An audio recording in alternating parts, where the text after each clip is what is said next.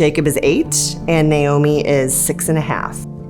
We want to teach them that life isn't just inside with school, TV, video games, that it's outside. Like, we can grow our own food. It's really just teaching them to be active outside, to work at it, but then also see what comes from your work.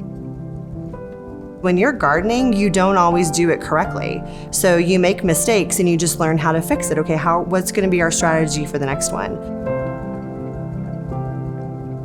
And that happens with homes. Not every home and not every transaction is going to be the same. They're all going to be different. They all require a different strategy. And sometimes you just need some patience and you just have to wait it out. And I tell my clients all the time that if this one doesn't work out, it just wasn't meant for you. That means your true home is just waiting for you.